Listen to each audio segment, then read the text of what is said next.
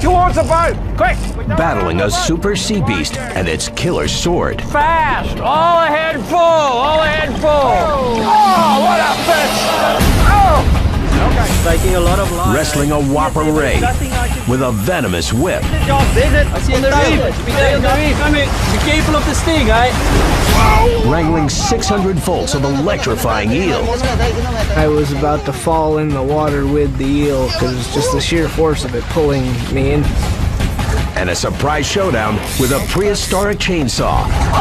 It just swings around, and if it hits anything, it's going to dig in very, very deep. In extreme encounters of angler versus mega predator, these underwater hunters wield lethal arsenals. It's Hooked, Deadly Weapons. Whoa. Oh my God.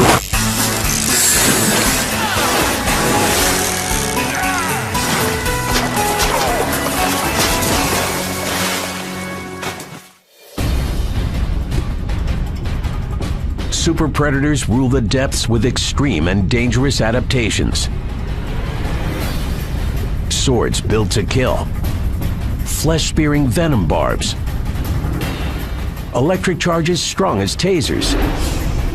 Beyond biting teeth, these are the killer arsenals of the deep. And for some extreme fishermen, taking on these alpha hunters is the ultimate thrill. A battle of man versus armed monsters. This area is... Oh, okay. Whoa! The ocean's alpha hunters have ancestors ripped from science fiction with deadly weapons to match. Meet the monstrously enrolled beat of the first fucking fish in history.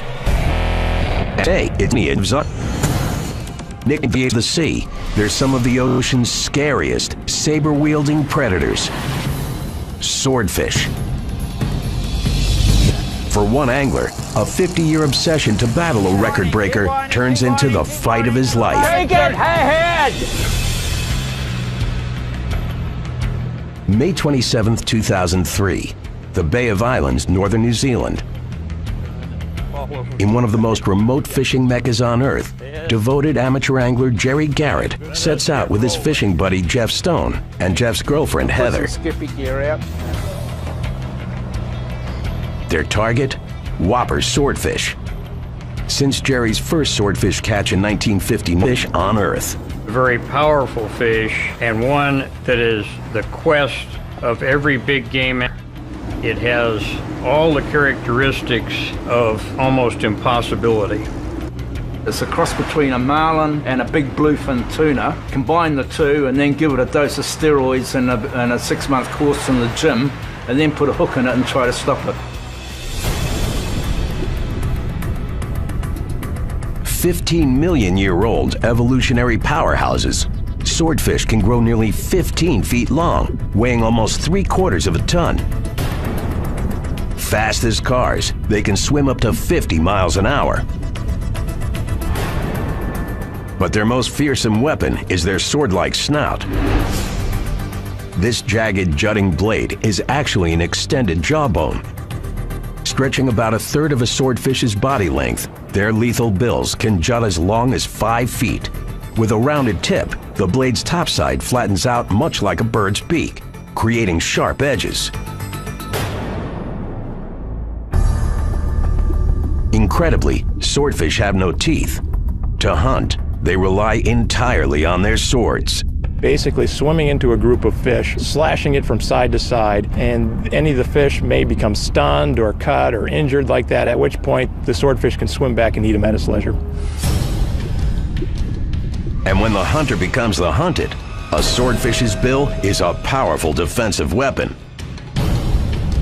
If you're a shark trying to attack a swordfish and you're getting slashed and stabbed at, then you're going to think twice about attacking.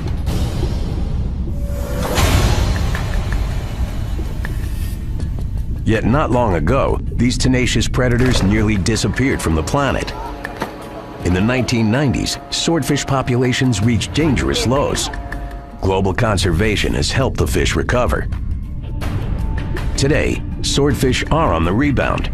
Using responsible practices, adventure anglers can once again test their strength and skill against these sword-wielding hunters.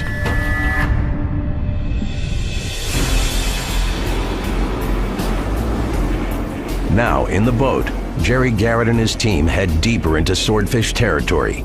Come on, you old bugger, get the thing in. They catch local skipjack for bait. You ready? Ready. Okay, To reach a swordfish lair, Jerry targets an area more than 1,500 feet below the boat. You're getting close to the stern, Jeff. Give us a yell when you get to 500, Doug. How deep is it on the gauge?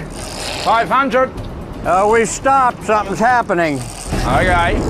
He feels a powerful tug. I got him hooked now. It's a bite. I lost all the weight. From the weight and pull of it, Jerry thinks it's a swordfish. Pull your drag up and make line. The angler jumps into the fighting chair. Fast! All ahead full! All ahead full! This is getting awful close to the Heather boat, works Jerry. frantically trying to get Keep baited winding, lines keep out of the winding, way. keep winding. Okay, let's get this other bait up out of the water. But the catch has got other the bait up. plans. Something's wrong. I don't have enough It's weight coming on towards it. the boat. Quick, we don't want it under the boat. Take it ahead. Take it ahead. I've got the other line out of the motor. Take it ahead. Wayne, come on! Jerry's plan is to tire the fish. Yet as he fights, the angler worries the fish may tire him. The fish was very strong. The difficulty of landing them after a period of time, having the stamina to stay with the fight. Stamina is only one of Jerry's worries. At any moment, the fish could slash the line with its blade. The leader is, of course, very taut at that point because of the amount of pressure that I had on the line. So it made an easy target to be sawed through. Keep going, Jerry. Keep going. Keep going. As the fisherman fights to stay hooked, he has no idea how big his catch is. Jerry and his team manage to keep the taut fishing line intact. Okay, we got the double. Yeah, he's giving it up. He's just floating there. He's just sitting there. But now, deep into hour 13, Jerry's struggling to stay alert. Incredibly, the exhausted angler reels against the fish for another hour and 20 minutes. He still hasn't had a glimpse of his powerful opponent in the flesh. A bit more. Then, in a sudden burst, an enormous sword slices through the water. Holy guacamole, what a fish! The team is stunned. Oh, what a fish! It's the biggest swordfish any of them have ever seen. Keep going. We're almost at the nylon. Its slashing weapon is close enough to touch. Give me the gaff, Heather. Give me the gaff. Okay, give me the gaff. Give me the gaff. Holy guacamole! That's when things were very exciting and yelling, and I got out of the chair, unbuckled myself from the fishing tackle, and grabbed the sword. Grabbing hold of a swordfish bill is extremely dangerous. In addition to flesh-cutting bony edges, swordfish bills are covered in septic bacteria. Jerry's ultimate catch is in reach. But the real battle against the swordfish and its deadly weapon has just begun. The fish swung the head and knocked me across the cockpit into the side. Got it. Oh! I just sat there and said, "Oh, I'm not going to try that again." Seeing it up close, the whopper billfish stretches longer than a surfboard. He's big, all right. Jerry thinks it may be a record breaker, Let's get out of here. but it's too large and dangerous to pull on board. Yep. Clean it off. The team decides to tow it to the nearest harbor. Steaming into their home port, Jerry's 50-year obsession is at stake. We came into the wharf with my flag flying that I bought in 1959 when I caught my first swordfish. And we proceeded with the weigh-in process. The catch stats are stunning. The swordfish weighs 813 pounds, stretching 12.8 feet long. It's a world record. To be able to actually land one of some size is a feat that very few worldwide big game anglers have accomplished. 14 hours and 20 minutes behind those controls is really a lot longer than I wanted to be there, but just great. Just mind-blowing.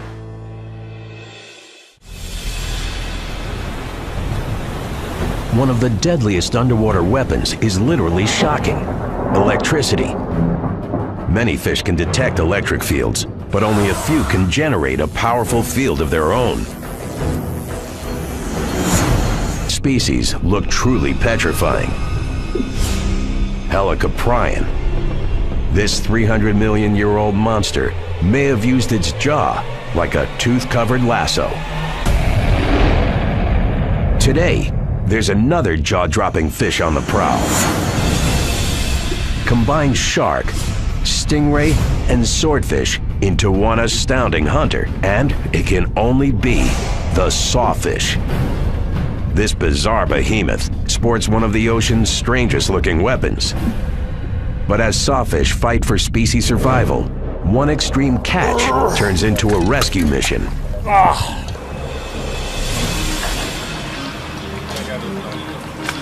May 26, 2009, Fort Myers, Florida. Eddie Alsop, his wife Jessica, and friend Matt McCarran are fanatic amateur anglers. They usually catch local fish like tarpon, but today they're about to encounter an elusive, ancient beast. I've been here my entire life. I've known lots of people that go fishing, and there's only a handful of people that ever have seen a sawfish. Meet a mega predator that dates back 50 million years. The biggest sawfish can stretch longer than 20 feet, weighing as much as a great white shark, over 2 tons. A bizarre blend of different species, sawfish are some of the most unique hunters on the planet. Technically, they're actually rays, like stingrays, but they look more like sharks or a flattened shark, except that the snout has been drawn out into a saw shape with teeth running up and down the side. Basically, it looks like a giant shark with a chainsaw attached to it. Surprisingly, this striking chainsaw blade works as both a weapon and an antenna. The blade is called a rostrum, and these tooth-like structures are in large scales known as dermal denticles. The entire rostrum is actually covered with dermal denticles and sensors called electroreceptors. The receptors pick up signals from living prey. Once a sawfish senses prey, it goes in for the kill. It can use the saw to go through a school of fish and slash it back and forth, and then it can go back and eat any of the fish that it may have killed or injured. Sawfish get so big, they have few predators. But if attacked, their saw becomes a defensive dagger. This is probably one of the reasons that the adults are not usually attacked by sharks. It can actually turn around and defend itself.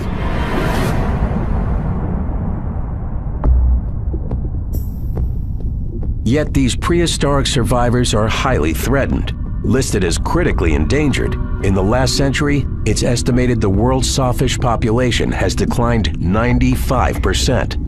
The greatest danger to sawfish are actually fishing nets. Because of all the teeth, they accidentally swim into the net, get all tangled up, and it is incredibly difficult to get them out because they're big, powerful fish thrashing around.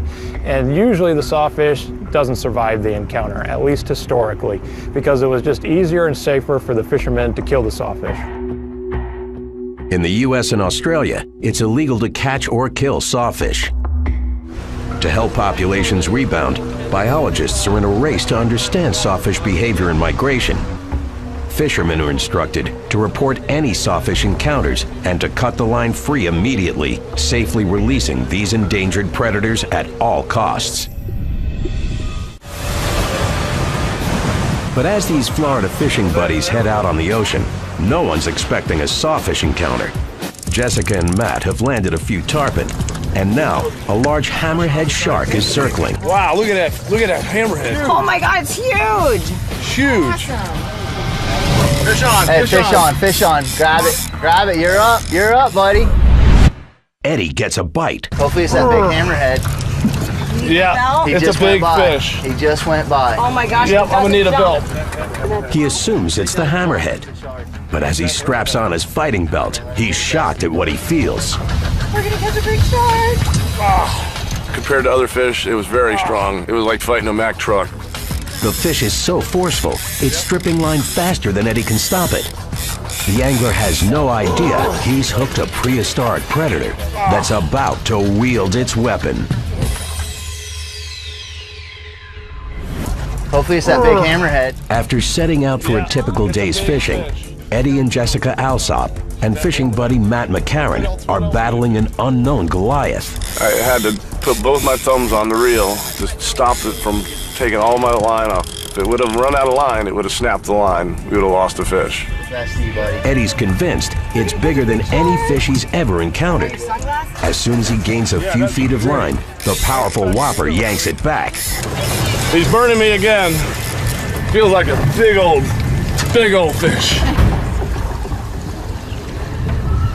30 minutes into the fight, the beast changes strategy. It starts circling, getting closer to the boat. Hey, he's coming around the boat. Here he comes. Coming back around the boat. Don't get hooked up on that motor. Walk to the back. Walk to the back. Good job, babe. Good job. The angler races across decks, trying to keep the fish free from the anchor line and the motor. Here he goes. He's going back to the front now. Then, something strange happens. It went down and laid on the bottom, and I really had a hard time getting him to move off the bottom. He was like stuck like a big rock. Eddie's baffled. What he thought was a hammerhead is now acting like a stingray. No, the thing's just locked on the bottom right now. I can't get him to move. Bring him up. Eddie's anxious to see what he's hooked. With a massive heave, he reels the catch to the surface. I've almost got him. He's coming up. Oh, we're gonna pick this thing up soon. Get the out. Oh my God! It's a big one. It's one of the most fearsome weapons the anglers had ever seen. This giant saw lifted out of the water, and it was huge. It was a monster. It was like a dinosaur pulling a dinosaur out of the water. And if it just swings around, and if it hits anything, it's gonna dig in very, very deep. Holy! Oh my God! We need to get this line. They've hooked a Goliath sawfish. This is the coolest thing ever. It's a massive one, too. Comparing the catch to the boat, the team estimates the prehistoric beast stretches roughly 15 feet. Its serrated saw blade alone jutting 4 feet. Holy! The saw itself is very impressive, and it's very dangerous. It's just like a shark's tooth sticking out sideways. Oh my gosh! Wow. He is amazing. Oh my God. The anglers know they must release the sawfish swiftly and safely without landing it. This thing back in the water. But to do it, they have to tangle with its weapon. I touched him, man. You want to catch a big Here's these pliers, Jess. Hand him the pliers. Matt grabs a pair of pliers and gets as close to the sawfish as he dares. cut that? You gotta use the side thing. Jessica and Eddie watch Matt's every move. I didn't want nobody to get hurt, so it was very, very scary. Matt targets the fishing line at the base of the saw blade. With a fast flick, he severs the line. Good release. This guy's gonna go live another 100 years. Oh my God! I don't even know. The sawfish swims free. Oh my God! Holy cow. Oh my God! The coolest thing about catching a sawfish is to let it go and watch it swim away. That is the coolest thing. For the three anglers, battling the prehistoric predator was unforgettable. Few people on Earth have ever seen a sawfish or its phenomenal weapon in the wild.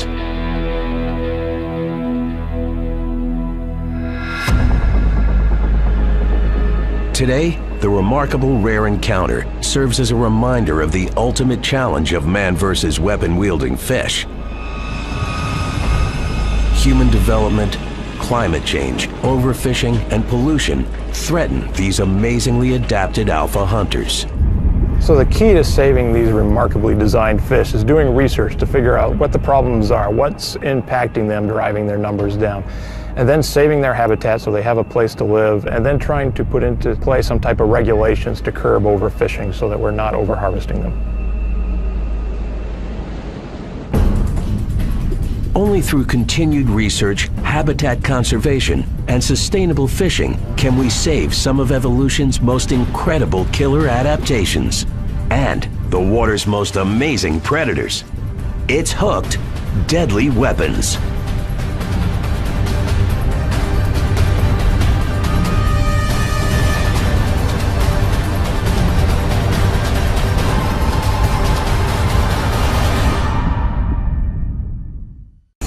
And one is an apex predator. Tough to find and even tougher to catch, its lethal weapon is measured in voltage. The electric eel. For one daring angler, wrangling this electrifying beast is the ultimate Amazon adventure.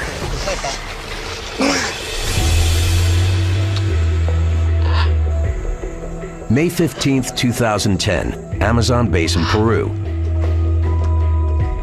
Deep in the rainforest, Anthony Giardinelli runs an expedition lodge. Anthony leads clients through the untamed jungle.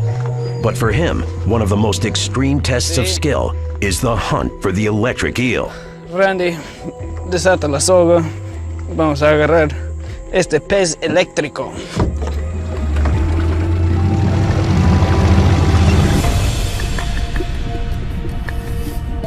Able to grow more than 6 feet long, weighing over 40 pounds. Surprisingly, electric eels aren't actually eels. They're part of the knifefish group, species named for their sleek blade-like bodies. Yet in the jungle, these elusive, electrifying predators are more often mistaken for killer snakes. If you're not looking really good, if you're not really close and you see it, you could easily confuse it for something like an anaconda. But unlike anacondas, the electric eel kills with a shocking weapon. The prey of the electric eel is zapped by the electricity, at which point the muscles and nerves all start firing and go into a contraction, which basically paralyzes the fish. Electric eels electrify themselves, literally turning their bodies on and off. Inside the eel, flat disc-like cells called electrocytes carry electrical charges. To activate them, all it takes is the right conductor: salt. By controlling the levels of salt coursing through their muscles, electric eels work like living batteries. The bigger the beast, the more lethal the charge. The largest specimens can generate as much as 650 volts.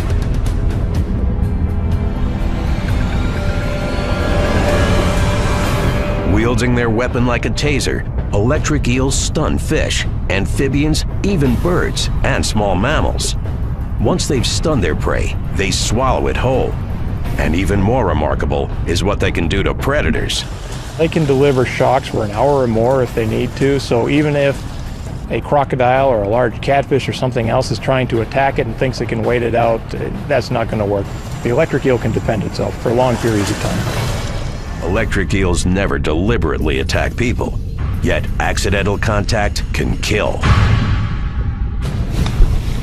The biggest danger from an electric eel is getting into the water, getting zapped, falling unconscious, and then drowning. There's a lot of drowning deaths in the Amazon are blamed on electric eels.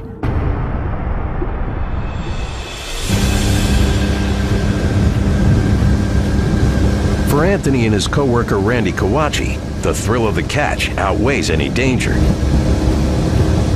The men head towards a nearby tributary, a known electric eel habitat. Electric eels are notoriously difficult to detect. These ambush predators instinctively hide under river vegetation. Aquí está buenas, aquí está buen. Acá va.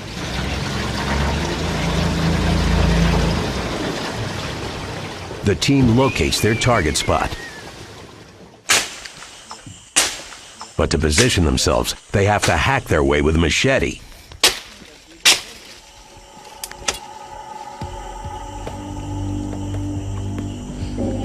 The anglers use two strategies. They lower the bait under dense plants, and they agitate the surface to attract attention. But hours go by with no bite.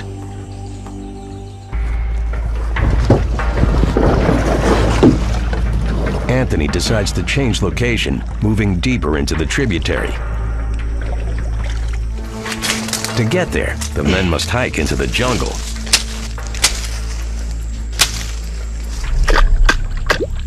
At a secluded stream, Anthony and Randy bait and tickle the surface with their fishing poles.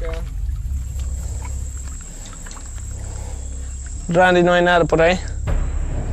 Nada todavía. In a sudden rush, a fish bursts out of the leaves and grabs onto Anthony's hook. Gigante, peje eléctrico. It's a giant electric eel. Tiene 2 metros, Randy. Randy, venga. Come on. The electric eel has an extraordinary fighting strategy. The other fish swim away with the hook in their mouth going away from you. This was corkscrewing away with his head here pulling out, and it was just very strong. Many fish can undulate their bodies, but this Amazon giant can actually contort itself like a rope. When it found some trees that were still in the water, it would wrap around the trees and use that as leverage to keep pulling away. It felt literally like you're tugging with another rope. With so much dense vegetation, the line could easily sever or tangle. Anthony has to reel in the catch as fast as possible. Swimming fast, the eel changes direction. Anthony struggles to keep the writhing fish hooked and follow it on the muddy ground. To ward off an electric charge, the angler wears protective rubber waders. But in the slippery mud, he must be careful. He's only 5 feet from the agitated eel. As the fight continues, if Anthony falls, he could get zapped by 600 volts. Just the sheer force of it pulling me into the small channel. I was about to fall in with the eel. Struggling against the fish's corkscrew pull, the fisherman manages to secure better leverage on drier land. Anthony uses all of his energy to reel the beast up and out of the water.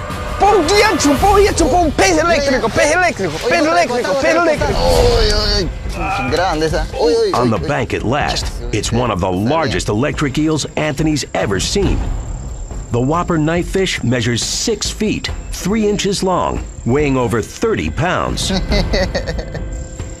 Anthony wants to release the catch back into the main river, but it's a daunting challenge. Any touch could trigger an electric shock. A protective bag must cover the fish at all times.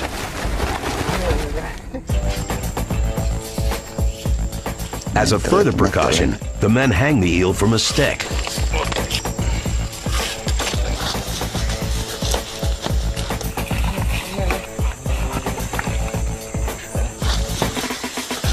Watching the enormous eel slide back into its Amazon lair, Anthony's thrilled. It was probably one of the most sensational fights I've ever had.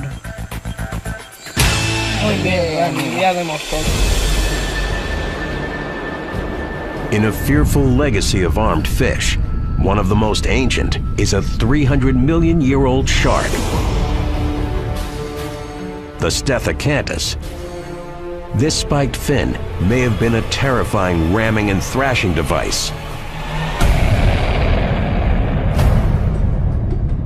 Today, another fearsome shark is the ocean's ultimate kickboxer, the thresher.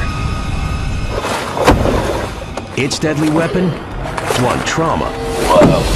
Come on, Steve! But one tournament team is determined to battle a thresher shark in the flesh in an extreme showdown of man versus sea beast.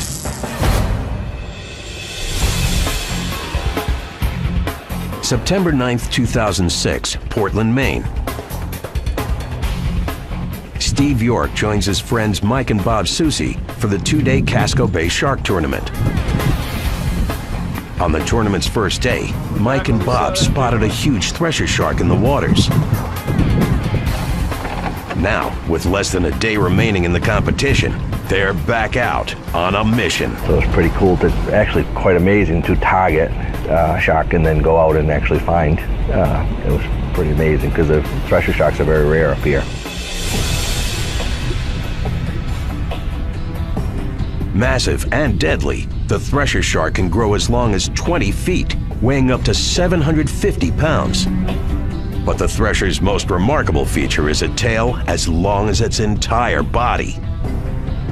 A thresher shark looks like a typical shark that someone came and pinched the tail and then pulled it out. A thresher shark's tail is powered by muscle and flexible cartilage. Against both predator and prey, it's an assault weapon as strong as a club. They can crack the tail to try to stun or kill the prey, at which point they can come back and eat the prey with ease. Oh, he's pissed.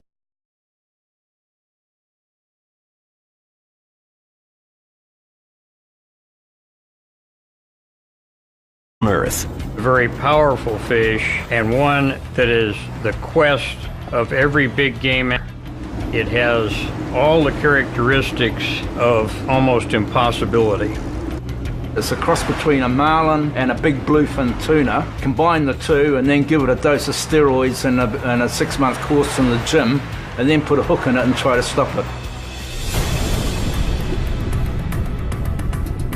15-million-year-old evolutionary powerhouses. Swordfish can grow nearly 15 feet long, weighing almost 3/4 of a ton.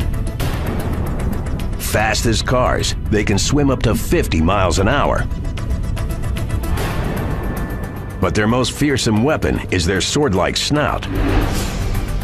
This jagged, jutting blade is actually an extended jawbone. Stretching about 1/3 of a swordfish's body length, their lethal bills can jut as long as 5 feet. With a rounded tip, the blade's topside flattens out much like a bird's beak, creating sharp edges. Incredibly, swordfish have no teeth. To hunt, they rely entirely on their swords. Basically swimming into a group of fish, slashing it from side to side, and any of the fish may become stunned or cut or injured like that, at which point the swordfish can swim back and eat them at its leisure. And when the hunter becomes the hunted, a swordfish's bill is a powerful defensive weapon. If you're a shark trying to attack a swordfish and you're getting slashed and stabbed at, then you're going to think twice about attacking.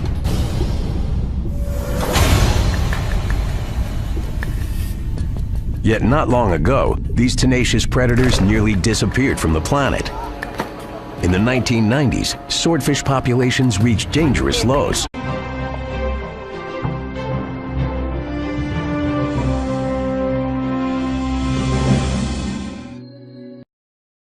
It's coming towards the boat! Quick! Battling a super sea beast and its killer sword. Fast! All ahead full! All ahead full! Oh, what a fish! Oh! Okay. Taking a lot of line. Wrestling a whopper ray with a venomous whip. I see on the reef. Be careful of the sting, right? Wrangling 600 volts of electrifying eels. I was about to fall in the water with the eel because just the sheer force of it pulling me in. And a surprise showdown with a prehistoric chainsaw. It just swings around, and if it hits anything, it's going to dig in very, very deep. In extreme encounters of angler versus mega predator, these underwater hunters wield lethal arsenals. It's Hooked, ancestors ripped from science fiction, with deadly weapons to match. Meet the monstrous old beat of the first fucking fish in history.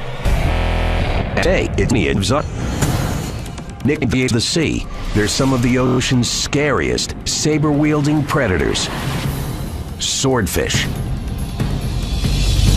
For one angler, a 50-year obsession to battle a record breaker turns into the fight of his life. Take it ahead! May 27th, 2003, the Bay of Islands, northern New Zealand. In one of the most remote fishing meccas on Earth, devoted amateur angler Jerry Garrett sets out with his fishing buddy Jeff Stone and Jeff's girlfriend Heather. Skippy gear out. Their target? Whopper swordfish. Since Jerry's first swordfish catch in 1950, fish on deadly weapons. Whoa. Oh my God.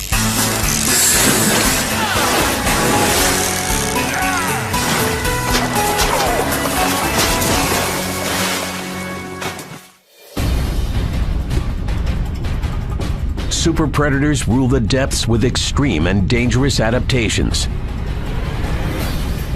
Swords built to kill, flesh-spearing venom barbs, electric charges strong as tasers. Beyond biting teeth, these are the killer arsenals of the deep. And for some extreme fishermen, taking on these alpha hunters is the ultimate thrill. A battle of man versus armed monsters. There he is. Oh, okay. Whoa. The ocean's alpha hunters have answers.